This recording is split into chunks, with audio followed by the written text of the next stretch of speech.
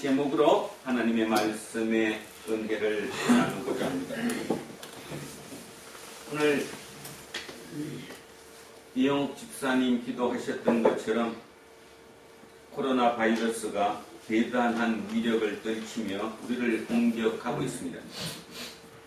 바이러스, 미생물이 공격의 대상을 동물에게서 사람으로 표적을 옮긴 거지요. 표적을. 그래서 만만한 인류 80억이 이제 미생물 바이러스의 공격의 대상이 되었습니다. 심각한 것 같습니다. 오늘 몇 번째 환자였죠? 명륜교회 지난주 교회 들었던 그 교회는 오늘 예배를 보지 못한다고 합니다. 남의 얘기가 아니라 우리 얘기일 수도 있는 거죠. 눈에 보이지 않는, 우리 눈으로 보이진 않지만 뭔가가 지금 작동하고 있는 그런 곳에서 그것을 방역하기 위해서 교회에 모이는 것조차도 막아지는 이런 시대를 우리는 살아간다는 것입니다. 자, 오늘 진짜 기도 말씀처럼 똑같습니다. 바이러스의 공격에 우리는 무차별로 당하고 있죠. 그러나 이제 시간이 흐르면 또 새로운 것으로 또 그거는 막아낼 겁니다.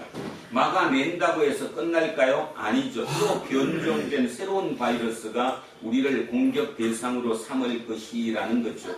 세상은 그렇습니다. 지난주에 예수님께서 3명의 제자들, 누구예요? 베드로, 야고보, 요한을 데리고 산 위에 올라가셨습니다. 그리고 하나님의 나라를 표본으로 미리 보여주기로 보여줬습니다.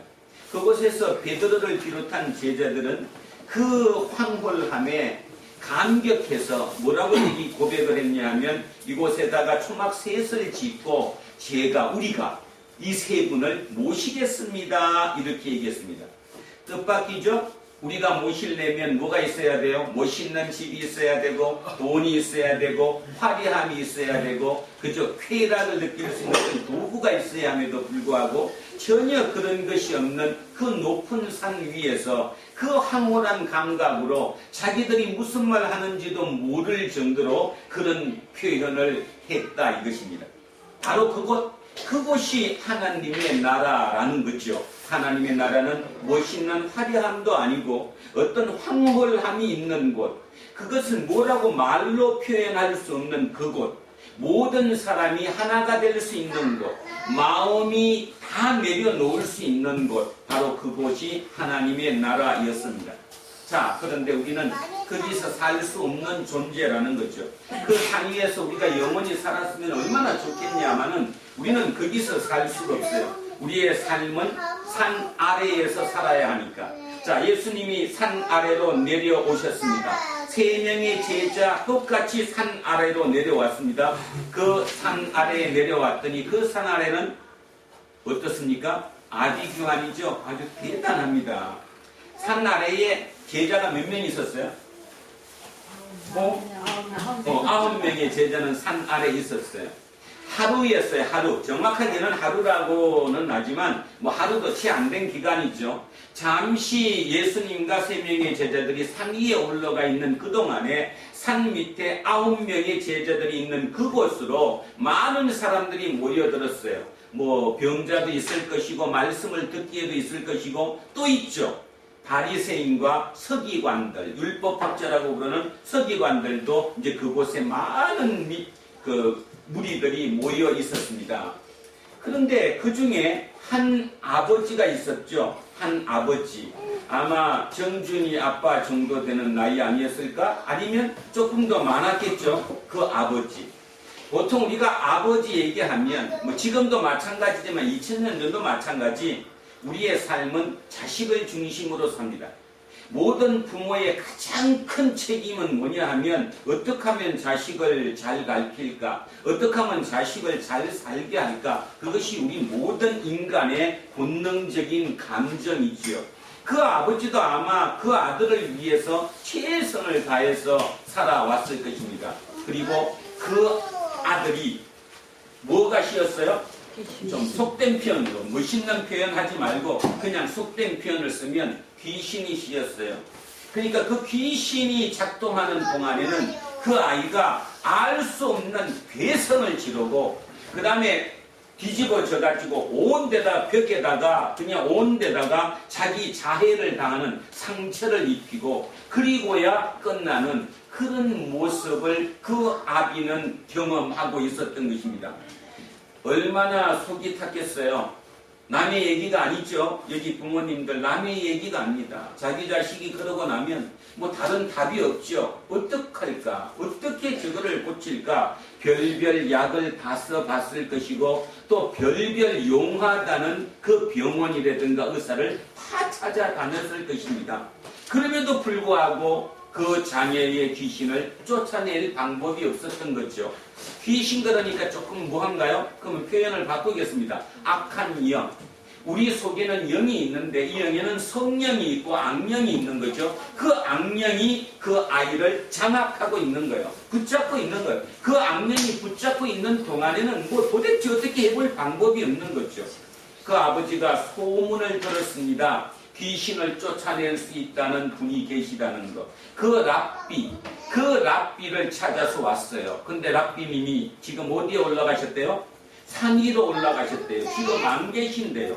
그러니까 어떻게 했을까요? 제자들 중에 9명이 남은 그 제자들 중에 쫓아내 주십시오 얘기를 한 겁니다. 그런데 쫓아냈대요? 못 냈대요?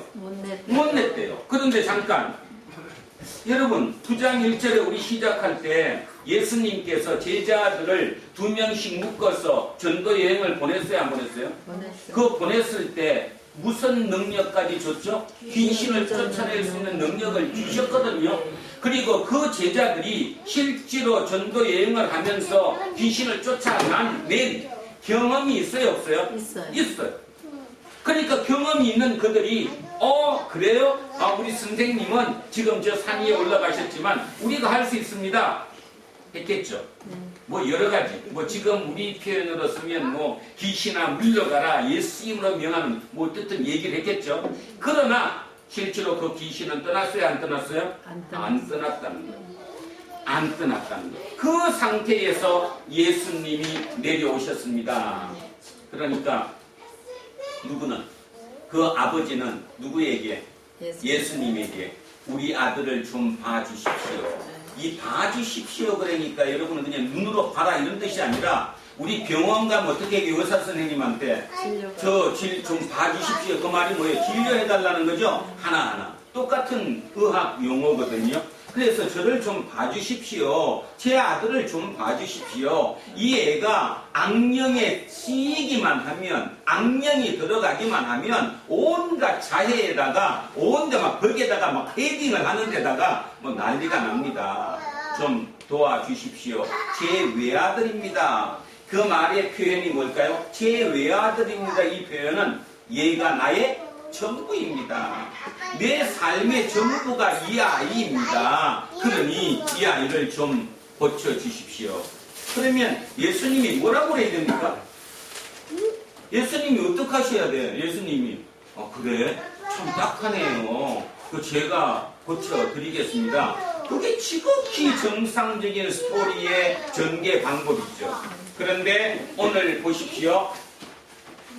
오늘 어떻게 얘기를 하느냐 하면 자 40절 자 당신의 제자들에게 내쫓아 주기를 구하였으나 그들이 능히 못하더이다. 못 쫓아냈습니다. 그래서 예수께서 대답하여 이르시되 자 여기입니다. 믿음이 없고 패역한 세대여. 믿음이 없고 패역한 세대여. 자, 우리 개역 개정 성경에는 여기 아라는 표현, 탄식하는 아라는 표현이 빠졌는데 원문에는 아가 있습니다. 그러니까 뭐예요? 탄식한 거예요. 탄식. 믿음이 없고 패역한 세대. 여기에 패역하다는 말은 원래는 썩었다는 뜻이거든요. 패역하다는 말은 저 사람 썩었어 이렇게 얘기할 때가 패역인데 원문상 의미는 삐뚤어졌다라는 겁니다. 삐뚤어졌다. 어디가? 마음이 삐뚤어졌다라는 거예요. 마음이 삐뚤어졌다. 그러니까 원래 하면 마음이 왜곡되어 있다 이렇게 표현한 게 나은데 여기는 좀 강하게 표현을 했어요. 그래서 저는 설교 제목을 바꿨습니다. 믿음이 없고 삐뚤어진 세대요. 마음이 삐뚤어진, 겉이 삐뚤어진 게 아니라 속마음이 삐뚤어진 세대. 자, 중요한 것은 누구한테 욕을 해야 되는데요. 원래는 예수님이 누구를 탓해야 돼요 지금? 제자. 그렇지. 제자들한테 야 너네 왜 그것도 못했냐 이런 뜻으로 말씀하셔야 되는데 여기는 전혀 뜻밖의 누구라고 그랬냐면 세대여 그랬어요. 믿음이 없고 패역한 세대여. 이거를 우리말로 바꾸면 시대여 해도 되고요. 또는 세상이여 이렇게 바꿀 수도 있습니다. 그러니까 다시 얘기하면 어느 개인이 아니라 시대 자체가, 이 시대 자체가 어땠다는 겁니까? 지금 믿음이 없고 어떻게 했다고요? 마음이 삐뚤어졌다는 겁니다. 오늘 심각하게 한번 생각해 보셔야 합니다. 우리 지금 참 열심히 삽니다. 뭐 저를 비롯한 여기 계신 어느 분들도 참 열심히 살아요. 왜 열심히 살죠? 자식 때문에. 어떻게 하면 그 자식이 나보다는 조금 더 편하게 잘 살 수 있게 만들기 위해서 모든 부모의 공통점이고 인간의 공통이에요. 그래서 세대를 이어가는 거거든요. 그래서 열심히 살았어요. 근데 정작 예수님은 그들에게 뭐라고 얘기하느냐 하면 이 아이가 왜 악령에 들렸냐 하면 자, 잘 들어보세요. 이 아이가 이렇게 귀신에 들린 이유, 악령에 들린 이유가 당신들 때문이라는 거예요. 믿음이 없고 마음이 삐뚤어진 시대 때문이라는 거예요. 믿음이 없고 마음이 심보가 고약한 세상 때문이라는 거예요. 믿음이 없고 구부러진 그 마음을 갖고 있는 그 세대, 그 시대 때문에 당신 자식이 그렇게 됐다라는 거죠. 저는 여기에서 심각함을 느낄 뿐더러 진짜 회개가 해야 되겠다는 생각을 했습니다. 마음이 참으로 많이 아픕니다. 아시다시피 저 똑같이 그런 부모로 살아와서 제 자식이 그렇게 됐습니다. 개인적인 문제가 아니라 모든 사람의 문제라는 거예요. 지금 우리의 문제는 부모는 그 자식을 위해서 외아들이라고 표현할 정도로 그 자식을 위해서 열심히 사는데 문제는 결과가 어떻게 되느냐? 내 삶의 잘못 때문에 자식들은 어떻게 되느냐? 악령에 씌어 산다는 거예요. 예수님은 지금 오늘 우리에게 똑같은 말씀을 하시는 거예요. 당신들 열심히 사는 거 좋다. 그런데 당신들 삶 때문에 당신의 자식이 지금 어떻다? 귀신 씌어 있다. 절절히 맞는 얘기 아닙니까? 예를 한번 들어보겠습니다. 왜 믿음이 없죠? 마태복음에 보면 여기에 보충이 하나 더 나옵니다. 누가는 이걸로 끝냈는데 마태복음은 예수님이 한 번 더 보충 수업을 하시죠. 어떤 보충 수업을 해요? 제자들에게 이게 무슨 일, 왜 우리는 못 쫓아냈어요 귀신을? 그렇게 물었더니 예수님이 보충 수업을 한번 해주시죠. 뭐라고 보충 좀 해주셨죠? 믿음이 작아서 그렇다. 그러면서 뭐라고 얘기해요? 믿음이 작아서 그랬는데 믿음이 뭐만큼만 있어도 겨자씨 하늘만한 믿음만 있어도 이 산들어 들리어 저리로 가라고 하면 된다 안 된다? 된다라고 얘기했어요. 그러면 여기서 잘 생각해 보세요. 믿음이 작다고 얘기했는데 그 믿음이 어느 정도 작으면 겨자씨 하늘만한 믿음만 있어도 다 되는 건데 그러면 이 믿음은 뭐보다 작다는 거예요? 겨자씨 하늘보다도 작다는 거예요. 그럼 믿음이 있다는 거예요? 없다는 거예요? 없다는 거예요. 누가는 그래서 믿음이 없다라고 표현하는 거예요. 믿음이 없다라고. 자, 여기서 이제 우리는 진지하게 한번 생각해 봐야 됩니다. 여러분, 참 오랜 믿음 생활을 하셨습니다. 믿음이 뭡니까? 믿음이 큰 거는 뭐고 믿음이 작은 거는 뭐예요 도대체? 믿음이 크다, 믿음이 작다. 뭐가 믿음이 큰 거고 믿음이 작냐? 가만히 제가 이렇게 보면 우리 그리스도인들, 예수쟁이들의 머릿속에 생각 속에 믿음을 뭐를 기준으로 찾고 있냐 하면 능력의 크고 작음을 믿음으로 본다는 거예요. 예를 들어서 조땡땡 목사님이 머리에 손만 딱 얹으면 치유가 일어난대요. 그래서 우리는 그분을 뭐라고 그러냐면 믿음이 뛰어나다, 믿음이 크다라고 얘기한다는 거예요. 믿음이 큰 게 아니라 뭐가 큰 거죠 지금 그분의? 능력이 큰 거지. 아니 곧 나오는 동안에 능력이 큰 거죠.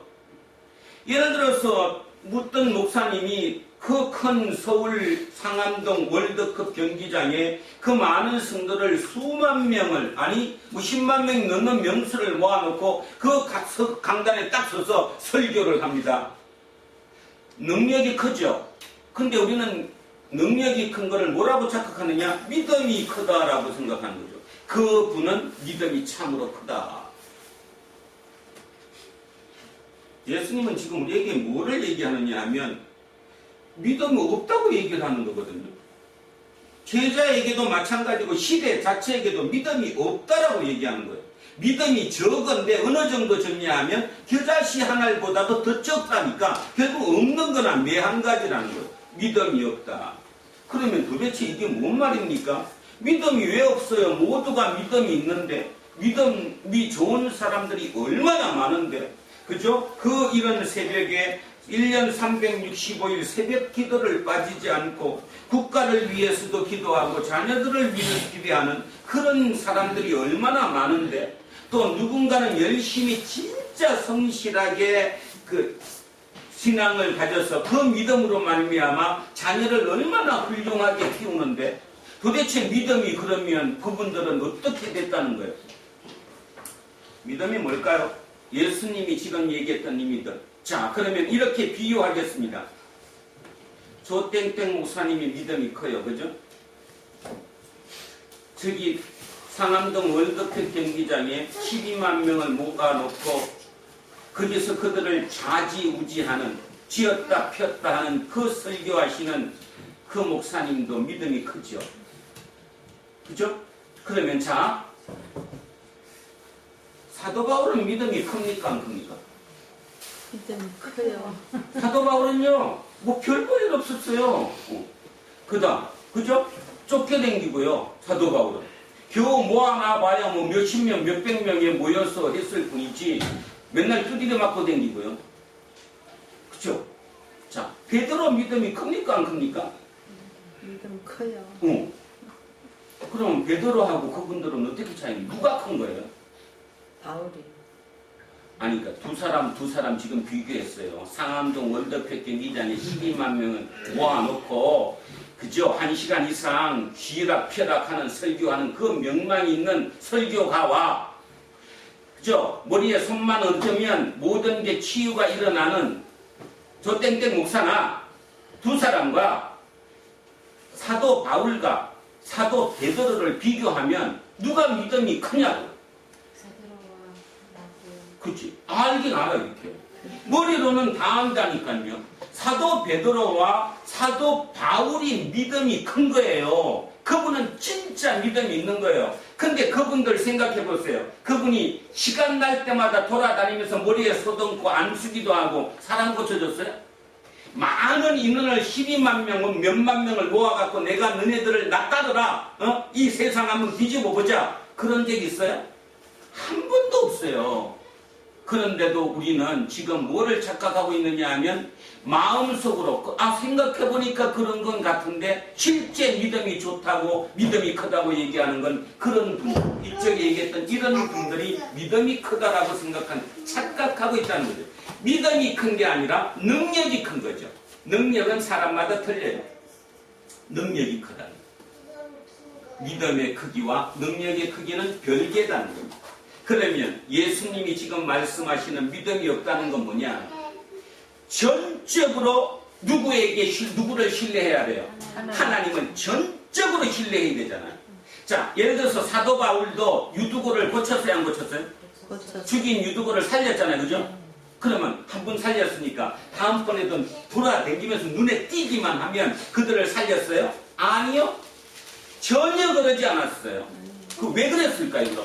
왜 사도 바울은 능력이 있었는데, 심지어는 나중에 사도 바울 그 땀 닦았던 수건만 가지고 오게 걸어도 병이 나간다고 할 정도로, 그죠? 엄청난 반향을 일으켰는데도 불구하고, 왜 사도 바울은 그 길로 계속 안 갔을까요? 뭔 믿음 때문에? 그게 도대체 어떤 믿음이에요? 왜 그랬을까? 생명 구하는 나한테 조금만 있었으면 나는 벌써 여기 다 떠났어. 나한테 그런 능력 요만큼만 있었으면요 벌써 난리 났다니까요. 근데 왜 사도 바울은 또는 베드로는 그런 일을 안 했을까? 그 차이가 뭘까? 그게 바로 믿음인데 그게 뭘까요? 철저하게 사도 바울은 자기가 고친 거예요?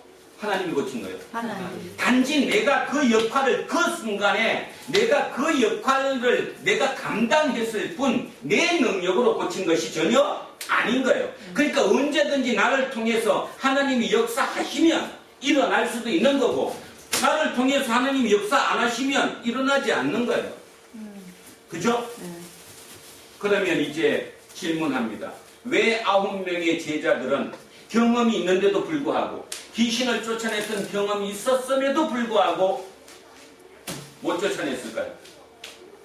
금방 가르쳐드렸는데. 자, 그 9명의 제자는 뭐 있으시고 마음속에 경험치가 있는 거죠. 네. 지난번에 쫓아냈어요, 안 쫓아냈어요?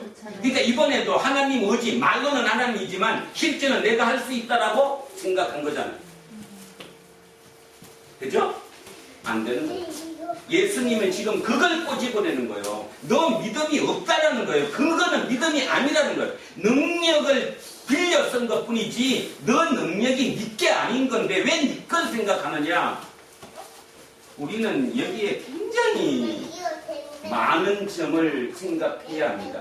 꼭 병자의 문제만이 아니라 사업의 문제도 마찬가지고 내 모든 삶의 문제에서 믿음을 다시 한번 점검하셔야 된다는 거예요.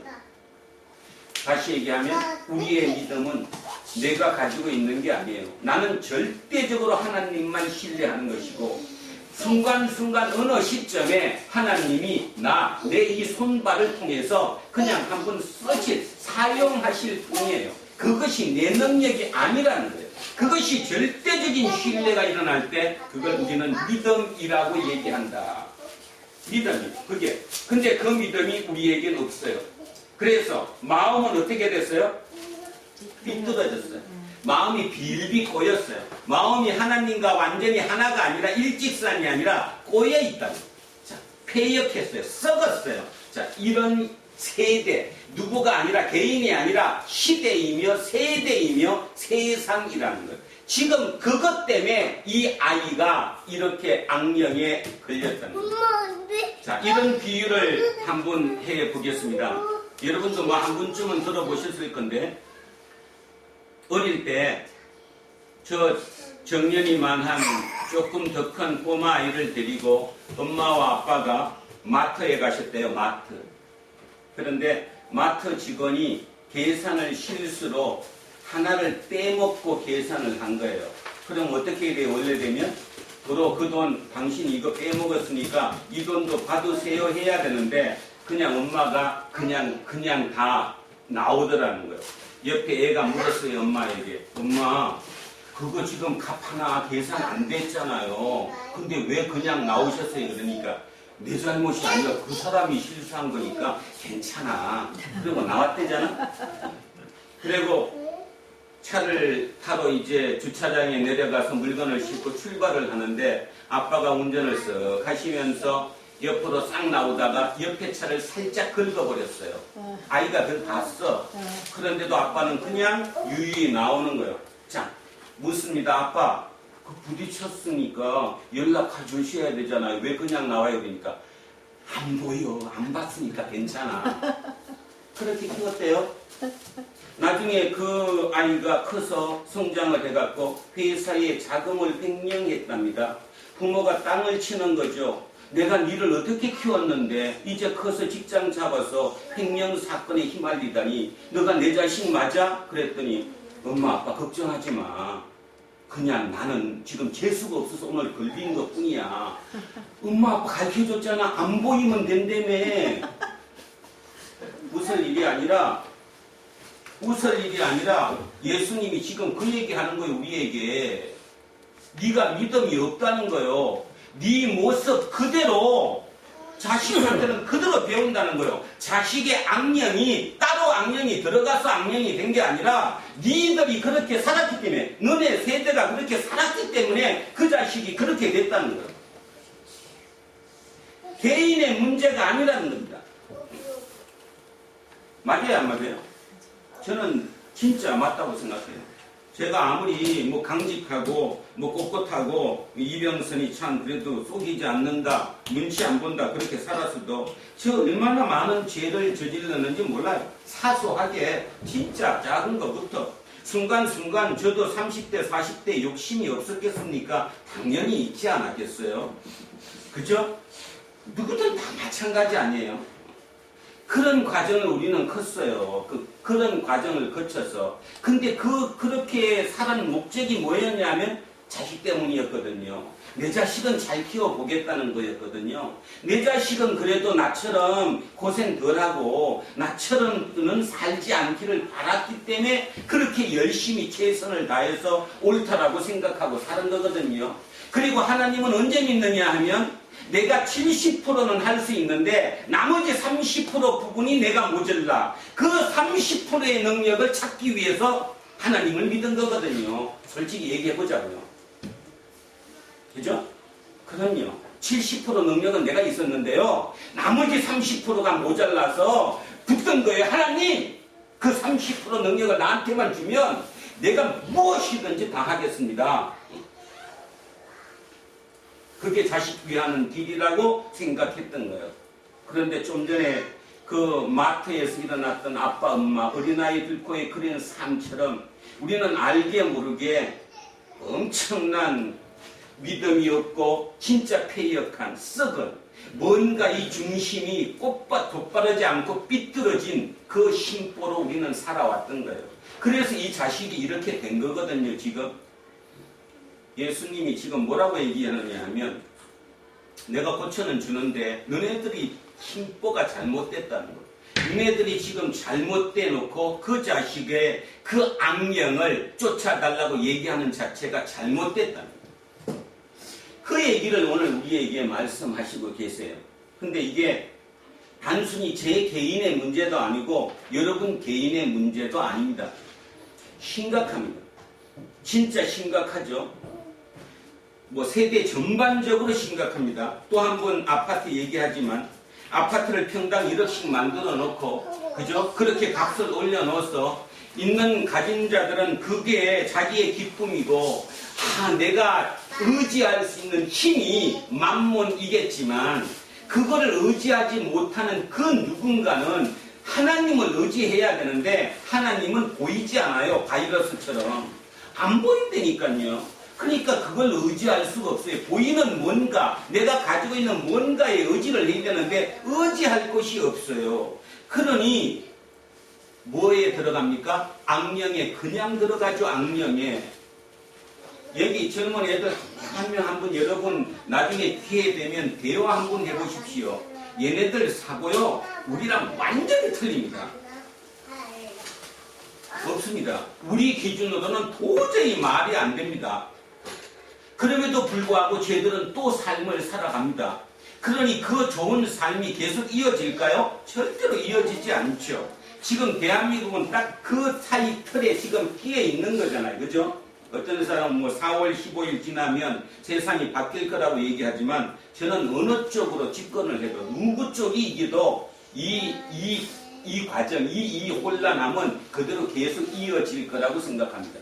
그러면 이어지고 나면 그래도 우리는 이제 뭐 이 땅의 삶이 오래 남지 않았으니까 조금 덜하다고 할지라도 지금 10대, 20대들 아니 우리 정준이 제가 기도할 때 눈물을 흘립니다. 진짜 눈물이 나와요. 제가 쇼하는 것이 아니라 정준이 애들 놓고 가만히 진짜 깊이 묵상 들어가다 보면 쟤들은 어떻게 살까? 물론 우리 이수훈 집사, 그저 박세민 집사 열심히 사시고 진짜 그래도 지금 우리나라 기준으로는 평균 이상의 소득을 올리고 있고 그 위치에 있지만 쟤들이 아빠 엄마가 저렇게 살아서 진짜 행복한 감을 가지고 쟤네들이 진짜 날마다 기뻐 날뛰며, 다시 얘기하면 베드로가 그 황홀함을 보고 산 위에서 초막을 짓고 나도 여기서 살고 싶다라고 고백할 정도의 그 삶을 살아낼까? 저는 불가하다고 생각합니다. 그러면 어떻게 그게 가능할까? 본인의 마음속에 있는 무언가, 생각, 그 가치관으로만 그 삶을 살 수 있지 않을까? 그 생각을 해요. 근데 우리는 연약해요. 쟤들 맨날 눈 뜨고 보고 듣고 그저 같이 살아가는 그 공간에서 경험하는 경험치가 그냥 당연한 거거든요. 누구든, 인간 누구든 그 경험치를 절대로 벗어나지 못해요. 그죠? 그래서 우리는 얘기합니다. 제가 어제도 우리 집사람과 그 얘기를 했는데, 참 예수님이 진짜 신이시다. 왜 참 신이냐 하면, 어떻게 예수님이 그 무식하던 표현을 좀 양해하시고 들으십시오. 그 똑똑한 제자들이 아니라 그 12명의 제자들을 그런 제자들로 시작했을까? 근데 우리가 깊이 생각해보면 예수님의 답은 그 답 외에는 답이 없었어요. 왜 없었냐 하면, 똑똑하고 조건 좋은 그들을 갖다가 제자로 삼아서 해놓으면 굉장히 빠릿빠릿하고 뭔가를 딱 하겠지만 결코 밑에 사람들을 섬기는 방법은 배울 수 없다.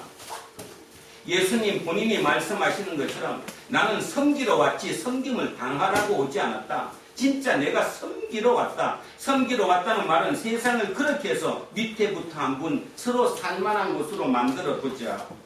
2000년이 지난 지금도 지금 이 고백이 ing 중이라는 거죠. 지금도 2000년이 지난 지금도 믿음이 없고 패역한 세대라고 뭐하는 탄식하는 그 예수님의 그것이 지금도 똑같이 이어지고 있다는 겁니다. 그러면 언제 안 이어질까요? 사이사이에 이제 안 이어지는 시기가 이긴 오겠죠. 저는 한 100년, 200년 지나면 없어지지 않을까 생각해요. 왜냐하면 인간이 당하다가 인간이 이제 멸종하지 않겠습니까?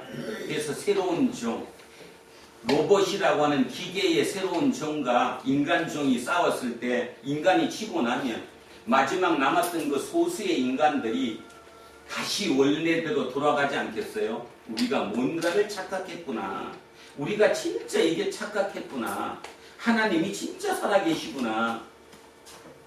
그 하나님을 찾는 길, 그 길만이 우리가 살 수 있는 길이라고 생각합니다. 그래서 제가 박세민 집사님, 이수훈 집사님에게 진짜 부탁드리는데요. 하나님을 완전히 세우십시오. 여러분이 하나님을 세우면 정준이, 정연이, 예희, 재희, 주한이 행복한 삶 삽니다. 다른 방법으로는 절대로 살 방법이 없어요. 돈으로 쟤들이 행복할 수가 없다니까요. 진짜 인정하지 않아요? 저도 제가 30대만 해도 나는 돈만 가지면 난 내 새끼 잘 키우고 세상이 그렇게 될 거라고 믿었어요. 근데 지금 안 되잖아요. 그죠? 그 다음에 그저께인가 TV에 어디더라? 그 세 군데 뭐라고 그러지 이승 집사님? 용산, 마포, 마용성에 대해서 TV에서 뭐 스포트라이트인가에서 보여주는데요. 야, 보고 절절히 제가 거기에 끄떡였습니다. 답이 없다. 물론 이렇게 볼 수도 있습니다. 그쪽에 있는 분들은 저보고 저 미련한 것들, 도러지 같은 것들, 지가 돈이 없으니까 자기 속풀이 하는 거겠지, 합리화하는 거겠지, 그럴지 모르지만 진짜 깊이 생각하면 말이 안 되는 거예요. 마용성의 가격이 엄청 올랐다며요. 3억짜리가 4년 만에 12억이 됐다고 그러고, 가장 많이 오른 거는 3억에 샀는데 한 4, 5년 만에 17억, 20억이 됐대요. 근데 문제는 그 주인들이 70% 이상이 마용성 단지에 70% 이상이 20대, 30대라며 주인들이. 그러니까 스포트라이트 그렇게 얘기하는 거예요. 도대체 걔들은 20대, 30대 어떤 돈을 벌어서 그걸 샀냐 이 말이에요. 그랬더니 다 부모는 강남 강남의 부모가 자식한테 이제 사준 거죠. 그럼 정리여세를 내야 되는 거잖아요. 그죠? 그런 문제. 그래서 그 값이 뛴 거예요. 그러니 저는 그 생각했습니다. 진짜 제가 잘나가지고 한 돈이 수십억 있어요. 아니면 수백억 있어. 저도 그랬을 것 같아요. 우리 어떤이 야 결혼해라. 그래도 결혼하려면 그래도 아파트 한 20평짜리도 24평짜리도 있어야 되지 않겠어? 그러면 사줘야 됐죠. 그죠? 강남에는 못 사주니까 마용성 새로 생긴 곳에다가 사주는 거예요. 너도 나도 그런 사람들이 그쪽을 사다 보니까 집값은 뛰어요 안 뛰어요? 뛰죠. 그 작전 세력들도 나이들이 다 젊구만요. 미국에서 뭐 MBA 이런 거를 거치고 공부를 해갖고 한국의 엄들이 머리를 가지고 그 좋은 머리로 그 투기를 만들어내는 거예요. 쉽대요. 아주 쉽더라고 보니까요. 그죠? 예를 들어서 여기 은행 주공 요 아파트를 한번 예를 들어보면 여기에 10명만 작전 세력이 딱 들어가면 한 달 내에 이거 2배 이상 뛰는 건 기본이더라고요. 그러니까 예를 들어서 복덕방에 전화를 딱 해가지고 매물 나온 거 있습니까? 했으니까 있대요. 그래서 전화 딱 하면 할까요? 내일 앞에 팔아요. 그러면 5억에 판다. 그러면 10% 5천만 원을 계좌에 바로 넣어버려요. 그러면 일주일 뒤에 그렇게 10명 매물 나온 걸 모두가 썰어버리면 값은 올라요 안 올라요? 올라요. 그러면 이제 주인이 어떤 생각이 들어요? 안 팔고 싶지. 값이 올랐으니까. 그러면 주인이 계약을 어기는 거니까 배로 물어줘야 되잖아요. 5천만 원 계약금을 받았으니까 1억을 물어줘야 5천을 더 붙여가지고 물어주면 계약이 해지되는 거잖아요. 값이 그 정도로 뛰었으면 이 사람은 그냥 5천 꽁돈을 버는 거잖아. 내가 5천 계약금 넣었다가 1억을 받으니까. 만약에 그냥 사게 돼도 값이 뛰었으니까 내 돈이 되는 거잖아요. 목사로서가 아니라 진짜 쇼크를 받았습니다. 잘난 부모 만나서 공부 잘하고 미국에 좋은 대학 가서 MBA까지 따고 한 애들이 지금 한국에 와서 진짜 내가 뭔가를 위해서 진짜 밑에 사람들을 섬기고 저들과 같이 더불어서 내가 뭔가를 살아내겠다는 생각을 하는 것이 아니라 어떻게 하면 내가 돈을 벌 것인가에만 모든 생각이 꽂혀 있는 거예요. 그러니 그 좋은 머리로 그런 방법을 해서 만들어낸다는 거죠. 얼마나 무섭습니까? 무서운 세상이죠.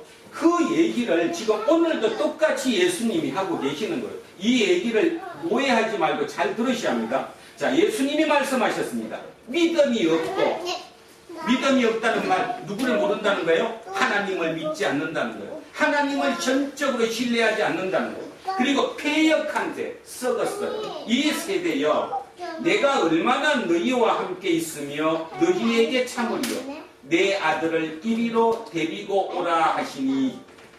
자, 42절 갑니다.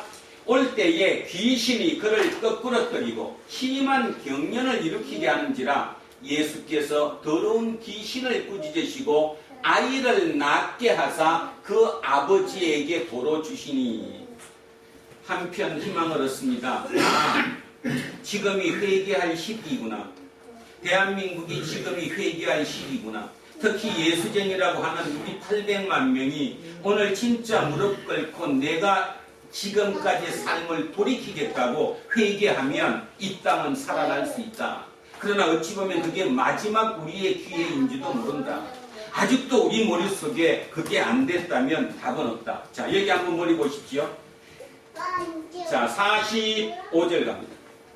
그들이 이 말씀을 알지 못하니 이는 그들로 깨닫지 못하게 숨긴 바 되었습니다. 또 그들은 이 말씀을 묻기도 두려워하더라. 이게 뭔 말인가 하면요. 자, 앞쪽. 자, 여기 보세요. 사람들이 다 하나님의 위엄에 놀랍니다. 그러니까 이 고치는 이 모습을 보고 그 모습에서 하나님을 본 거예요. 아, 저건 사람이 고칠 수 없어. 하나님이 귀신을 쫓아낸 거야. 그러니까 놀란 거죠. 그들이 다 그 행하시는 모든 일을 놀랍게 여길세 예수께서 제자들에게 이르시되 이 말을 너희 귀에 담아두라. 오늘 우리에게 얘기하는 거예요. 내 말을 너희 귀에 명심해라. 장차 사람들의 손에 넘겨지리라. 누구가? 예수님이. 내가 사람들의 손에 넘겨진다. 이 사람이 누군데? 바로 하나님의 위엄에 놀라는 그들. 하나님의 위엄에 자기가 뭔가 보고 야 귀신을 쫓아냈구나 하나님이구나 자 놀랐던 그들이 또 누구를 잡아 죽인다는 거예요 지금 예수 그리스도를 잡아 죽이는 세대라는 거. 그러면서 45절에 이렇게 얘기하잖아요. 이거들은 누굴까요? 제자입니다. 제자들이 예수님이 하신 그 말씀을 알지 못하니 이는 그들로 제자들로 깨닫지 못하게 숨긴 바 되었습니다. 왜 깨닫지 못했냐 하면 여기는 없지만 46절 한번 읽으십시오. 46절 자같이 한번 읽습니다. 46절 한번 읽겠습니다. 자 뭐라고 나왔어요? 제자 중에 누가 크냐? 변론이 일어났어요. 무슨 뜻입니까? 예수님이 지금 이 말씀하는 중에도 제자들의 머릿속에는 뭐가 있어요 지금? 능력의 차이. 머릿속에는 비교? 아니 누가 크냐가 뭔 뜻이에요? 예수님이 뭐가 되고 나면 왕이 되시고 나면 오른편에 왼편에 또는 그 밑에 누가 그게 될 거냐 이거 묻는 거거든요. 잘했어. 다시 얘기하면 예수님이 지금 2년을 꼬박 데리고 다니면서 직접 도제식으로 교육을 한 자기 제자들마저도 지금 예수님의 말을 알아들을 수 없는 거예요. 숨긴 게 된 거예요. 숨겨져서 숨긴 게 아니라 본인 스스로 머릿속에는 딴 생각을 하고 있기 때문에 보는 관점이 틀리니까 이 얘기를 하는 겁니다. 이렇게 돼 있는 거예요. 그러니 믿음이 있는 거예요? 없는 거예요? 전혀 없는 거죠. 믿음만 없으면 괜찮은데 심보까지 마음까지 완전히 삐뚤어져 있는 거죠 지금. 그리고 여기서 아무리 얘기를 해도 요 문 밖을 딱 나가서 밖에 나가는 순간 여기 있는 저를 비롯한 어느 누구도 예외 없이 그 말에 우리는 쏠리게 돼 있는 거죠. 우리는 그들을 못 이긴다는 겁니다. 만몬을 우리는 절대로 이기지 못한다는 거죠. 진짜 그런 일이 부딪혔을 때 하나님 찾습니까? 하나님 이거 제가 해야 돼요? 말아야 돼요? 이게 옳은 거예요? 이게 옳은 게 아니에요? 설교 들을 때 보면 그 얘기 아니었는데 말 그대로 그게 설교가 아니라 진짜 하나님의 말씀이었으면 아 내가 지금 여기서 중요한 판단을 해야 되겠죠? 그러면 성령님 저를 진짜 붙잡아 주셔서 올바른 판단하게 한번 해 주십시오. 그게 우리의 기도가 돼야 되는데 그때 가서 기도가 뭐가 되냐면 거꾸로 되는 거예요. 저놈이 그걸 하니까 나도 저까지 할게요. 근데 쟤네 아버지가 나보다 세거든요. 그러니까 그 20% 모자라는 거 주님이 제게 능력을 줘가지고 보여주세요. 주님이 저랑 함께하고 계시는 거를 이렇게 기도하고 있다는 거예요 지금. 그 주님은 참 웃기는 주님 아니에요? 예를 들어볼게요. 예를 말로 바꿔볼게요. 이 주님은 정준이가 컸어요. 엄마한테 얘기하는 거예요. 엄마 사랑해. 난 엄마밖에 없어. 그러니까 엄마를 내가 얼마나 사랑하는지 몰라. 그런데 내가 원하는 거 다 해주고 내가 사달라는 거 다 사줘. 대신에 나는 내 거니까 나한테 타치하지 마. 나한테 타치하지 마. 내 건 내가 알아서 할 거야. 대신에 엄마는 엄마로서 나한테 해줄 거는 다 해줘. 그리고 마지막에 쓰는 거예요. 엄마 I love you. 자, 이수영 집사님 그 편지를 만약에 진짜 받았다고 치면 내가 참 애를 잘 키웠구나.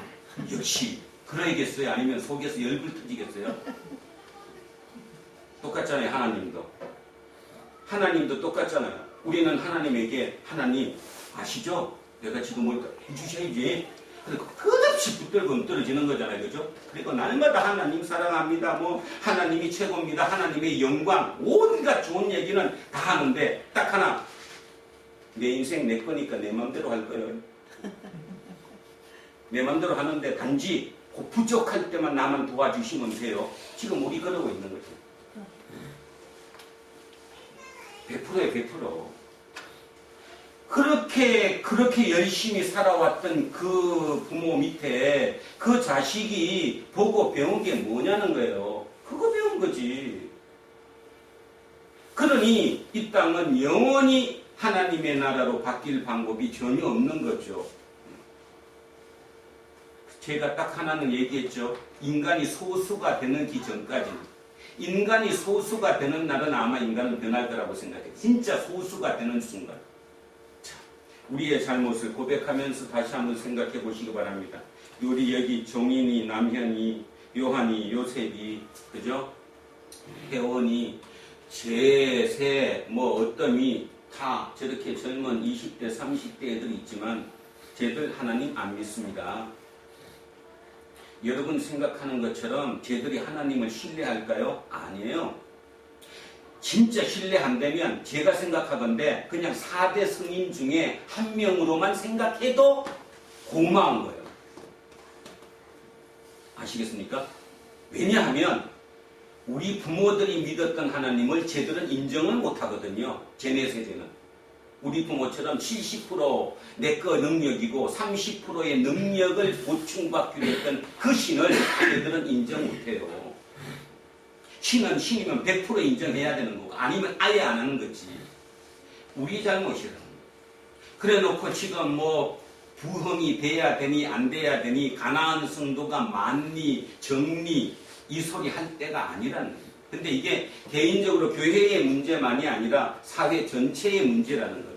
제가 그래서 이 본문을 묵상하면서 왜 예수님께서 세대라는 표현을 썼을까? 그냥 제자들 야단치듯이 제자 9명 불러갖고 야 니들 왜 이거 못 고쳐? 지난번에 고쳤잖아. 니들이 믿음이 작아서 그래. 이렇게 한마디로 얘기했다면 끝났을 거를 그냥 세대라고 했어요. 믿음이 없고 그 다음에 폐역한 세대, 삐뚤어진 세대요. 세상이요. 시대요. 근데 그 시대가 2000년 동안 변하지 않고 더 곤고해져서 여기까지 지금 우리는 온 거예요.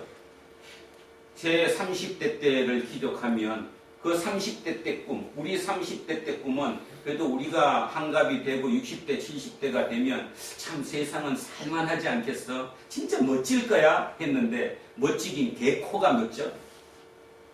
더 힘들잖아. 더 힘들어. 거기다가 여러분은 전혀 이해 못 하시겠지만 젊은 애들이랑 한 3일만 붙어 앉아서 얘기 한번 해보십시오. 그들의 머릿속에 생각이 어떤가요? 사람의 좋고 나쁨을 얘기하는 게 아니에요. 지금 그들의 생각, 영입니다. 영. 그 영이 성령인지 악령인지 사람의 조품이 아니라. 그러니 우리는 지금 어떻게 할 것이냐 이거죠. 그래서 오늘 마지막으로 이렇게 부탁드립니다. 우리만이라도 진짜 밖에 나가서 우리 이현성 집사님처럼 내가 손해가 되더라도 기업에 손해가 되더라도 옳은 일이면 한 번쯤 내가 손해를 볼 수 있는 그런 일이 우리에게는 필요하지 않을까라고 생각합니다. 그리고 하나님을 신뢰하십시오. 결국 이기는 분은 하나님 외에는 아무도 안 계십니다. 그리고 악령을 물리칠 수 있는 오직 유일한 분, 그분은 하나님이에요. 하나님 외에는 다른 어느 것으로도 물리칠 방법이 없다는 거예요. 그래서 그 하나님으로 다시 한번 출발해보는, 이 나라를 한번 바꿔보는 저희 부담로 교회 모든 식구들이 될 수 있기를 주의 이름으로 축원드립니다. 자, 오늘 그 생각을 하시면서 예수님 말씀을 한번 같이 읽고 마무리합니다.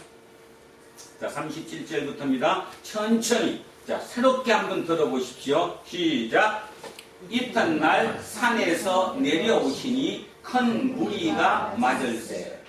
무리 중에 한 사람이 소리 질러 이르되 선생님 청컨대 내 아들을 돌보아 주옵소서. 이는 내 외아들이니이다. 귀신이 그를 잡아 갑자기 부러지게 하고 경련을 일으켜 거품을 흘리게 하며 몹시 상하게 하고야 겨우 떠나가나이다. 당신의 제자들에게 내쫓아 주기를 구하였으나 그들이 능히 못하더이다. 예수께서 대답하여 이르시되 믿음이 없고 패역한 세대여, 내가 얼마나 너희와 함께 있으며 너희에게 참으리요. 내 아들을 이리로 데리고 오라 하시니 올 때에 귀신이 그를 거꾸러뜨리고 심한 경련을 일으키게 하는지라. 예수께서 더러운 귀신을 꾸짖으시고 아이를 낫게 하사 그 아버지에게 도로 주시니 사람들이 다 하나님의 위엄에 놀라니라. 그들이 다 그 행하시는 모든 일을 놀랍게 여길세 예수께서 제자들에게 이르시되 이 말을 너희 귀에 담아두라. 인자가 장차 사람들의 손에 넘겨지리라 하시되 그들이 이 말씀을 알지 못하니 이는 그들로 깨닫지 못하게 숨긴 바 되었습니다. 또 그들은 이 말씀을 묻기도 두려워하더라. 아멘. 기도하겠습니다. 하나님, 오늘 예수님의 그 말씀, 산 아래에서의 삶의 그 모습을 오늘 봤습니다. 근데 어쩌면 2000년 전에 그 때나 2000년이 지난 지금이나 그 산 아래의 삶의 모습은 전혀 바뀐 것 같지 않습니다. 아니, 어쩌면 바뀌지 않았을 정도가 아니라 더욱더 하나님과 멀어지고 이상한 하나님, 아니면 내가 만든 새로운 엉뚱한 하나님, 그 하나님을 찾고 있는 우리의 모습을 되돌아보게 됩니다. 하나님, 우리를 붙잡아 주십시오. 우리의 존재가 온전히 바뀔 수 있게 해주세요. 우리의 의지와 노력으로는 도저히 이 만몬, 이 시대를 이겨낼 방법은 없습니다. 하나님께서 강렬하게 우리를 붙잡아 주시고 그러므로 말미암아 우리가 진정 이 땅을 섬길 수 있게 하옵소서. 그래서 더욱더 하나님의 나라를 확장하며 엑소더스로 그 주님의 나라 갔을 때 주님 우편에서 그 황홀한 감 속에서 마무리할 수 있는 영원한 영생을 누릴 수 있는 우리 모두가 되게 하옵소서. 세상이 많이 하수상합니다. 바이러스의 창궐을 통해서도 우리는 날마다 우리를 겸허하게 되돌아볼 수 있어야 한다고 생각합니다. 그 모든 과정 중에 날마다 하나님의 뜻을 헤아려가는 우리 공동체 모든 식구들 되도록 축복하여 주십시오. 감사드리며 거룩하신 예수 그리스도 이름으로 기도합니다. 아멘.